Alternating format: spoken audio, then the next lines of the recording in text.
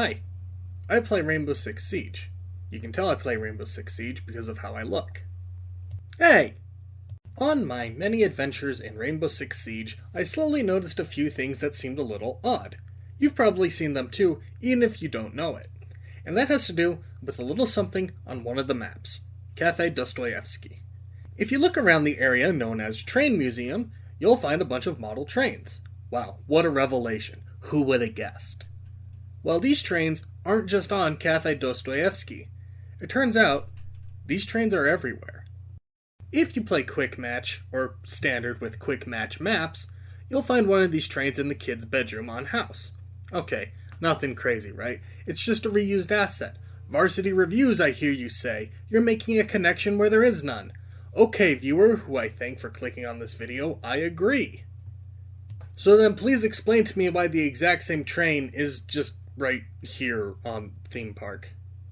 No, please tell me, why is there a random train on this random part of this random map?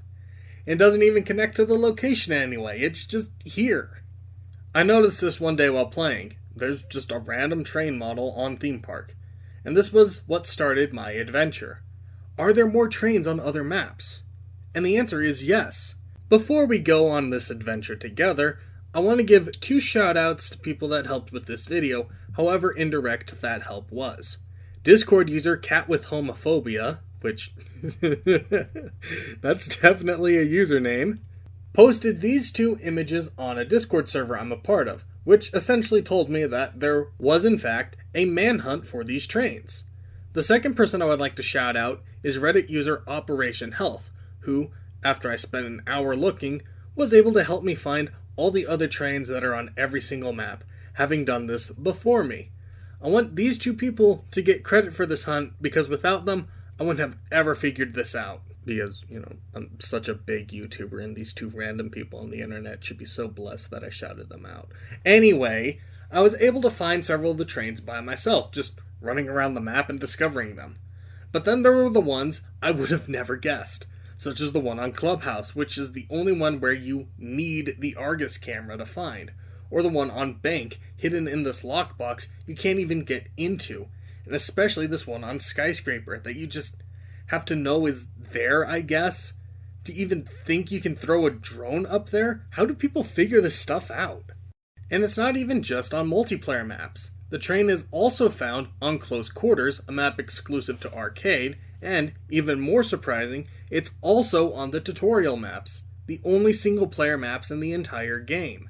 So, this got me curious.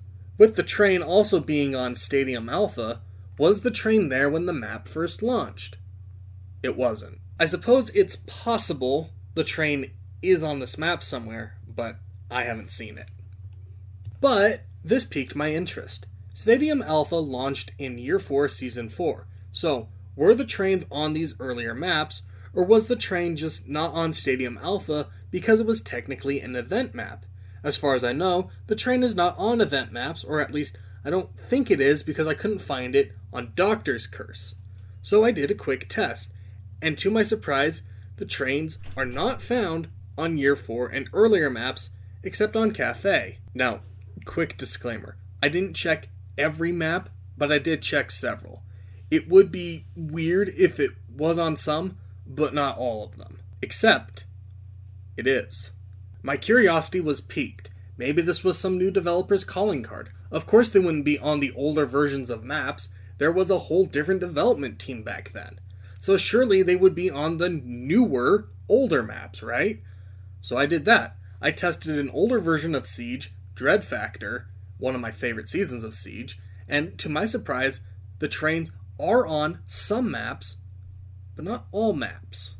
It seems arbitrary on which maps the trains are and aren't on. But why are they even here? If they're on every single map now, why aren't they on every single map then? And then I got even more curious. Was the train on a map that no longer exists? So I checked. For those who don't know, there have been 2 maps in Rainbow Six Siege that have been almost permanently removed. Bartlett University and Old Hereford. To those who don't know, Rainbow Six Siege used to have single-player missions, short levels that acted as tutorials. had 2 levels set on a map called Old Hereford by fans. A simple map set in a kill house, instead of this weird barn factory place that we have now. When Old Hereford was reworked to the Hereford we have now, Old Hereford didn't get removed, because it was used in 2 of the Situations missions. Some old versions of Siege even let you play on both versions of Hereford in PvP or PvE, but up until Tubarão came out, Old Hereford had mostly been used as only a Situations mission, and when Tubarão came out, Old Hereford was removed from the game entirely. Old Hereford was not the only map that suffered from this. An unlockable 11th situation, known as Article 5, was included in Siege at launch. Article 5 was unique, not only for being the 11th mission, but because it was the only situation that was playable in co-op. The mission took place on a map known as Bartlett University. There are 3 versions of Bartlett U in Siege: a day version, a night version, and the Article 5 version, which is covered in a gas. Now, what makes this interesting is that Bartlett U is still in the game files, while Old Hereford isn't, meaning Bartlett is still in the game, we just can't access it. Now, why is this important? Well, Bartlett University is interesting as a map. It was the first map that ever got reworked back in Year 1 Season 4, and was even in Ranked for a while. I don't remember when it was removed from public lobbies, but up until Grim was released, the map was fully playable in private matches. When Grim came out, it was only playable in the Article 5 mission and Siege's old PvE mode called Terrorist Hunt, which had you hunt down terrorists that were on various maps. Terrorist Hunt was, and still is, infinitely better than whatever the crap PvE we have now, but this isn't a video about that. Anyway, the point of my long history lesson is that I was curious. Since Bartlett U is still in the game, and the trains were in at least some of the maps by Year 8, is the train on Bartlett University? No. No, it is not. I searched every nook and cranny using Callie's rifle to check on the outer buildings, throwing my drones into places I didn't think possible. Then I got killed. Wait, what? Oh, gadget auto. Crap.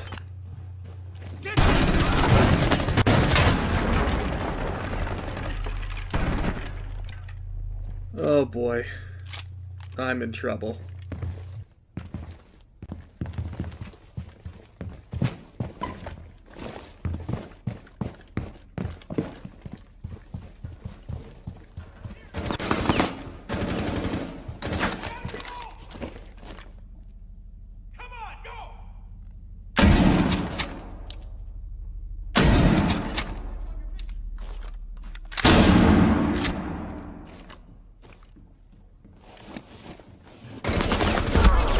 What? No!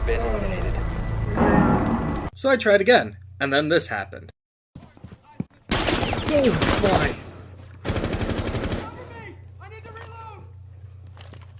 Dude. Where did you come from? Oh my gosh. So, as a quick side note, I play horror games on my channel, and this moment is what made me jump. Not any of the jump scares in other games I play. This fucking bot is what made me jump and react. I hate myself. Please like and subscribe. After all this, I couldn't find a train. I suppose it's possible it's in Operation Heavy Metal, but I couldn't download that in time for this video.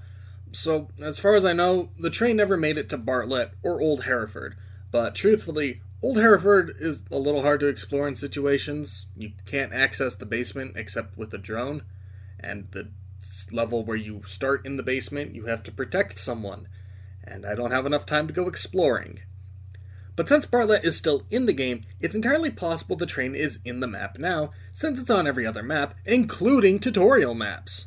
If a developer is going around manually putting these trains on maps, long after they've been in the game, surely he would have just done it on the map that's not playable still, in case it comes into the game, right? Now this brings me to my next question, and probably one that you guys have been asking too. Is there a reward for finding all the trains? No. As far as I know, there is no reward for finding the trains. There's no unlockable charm, or if there is, I haven't gotten it. Now I know what you're thinking. Well, you have to destroy them with something. This would make sense, but I don't think it's possible because some of them are quite literally out of bounds or in an inaccessible area that you can only see if you know to look there. I don't think it's possible to interact with them. So, the only question that remains is, who is leaving these trains everywhere, and why? I don't know, but I have a hunch. As for why the trains are being left everywhere, I think it could potentially mean that we are maybe getting a new map set in a train yard of some sort. Or this is a developer's calling card. Now, why would a developer be leaving a calling card at this stage in the game? Well, maybe it's to leave a legacy, since Ubisoft is dealing with a lot of issues right now. So, assuming that's true, who could this dev possibly be? Again, I have only a hunch. I took a look at the Rainbow Six Siege credits. Now, for some reason, the credits only go up to year 8, but they haven't actually added the people who worked on year 8, so I can only see who worked on the game from launch until year 7. And there was one name in the level designer section that was in both year 1 and year 7. On the original Reddit post I saw, someone made a comment saying that the developer liked trains, and that was why they left them. That makes sense, and the trains are the same model from the trains in year 1. So, if I had to guess, this man is the man who's been placing the trains everywhere. Now, why would he do this? My guess is since the developer has been around since year 1, he might in fact be leaving Ubisoft soon, which is why he's leaving a calling card. That tracks. Why else would some random developer who just came onto the team recently use a model that's been in the game since launch as his calling card?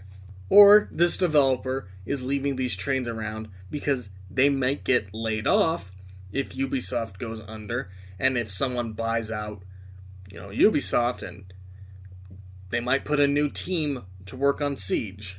So he's leaving these trains to let people know that these were maps he worked on before potentially a new team comes into the field. I don't have any proof of this. This is just my theory. It makes some levels of sense, but it could mean anything really. It could in fact mean there's a new train map being developed, and this is a hint at that. Or it could just be nothing, a fun little idea one of the developers wanted to do. Maybe there is a charm if you damage all the trains with explosives or something somehow, or maybe it just doesn't have any benefit other than someone likes trains and wants trains on every map. So, yeah, that was Rainbow Six Siege's Great Train Mystery. I hope you guys enjoyed. Leave a like, leave a comment, subscribe if you're new, and yeah, I'll see you guys later.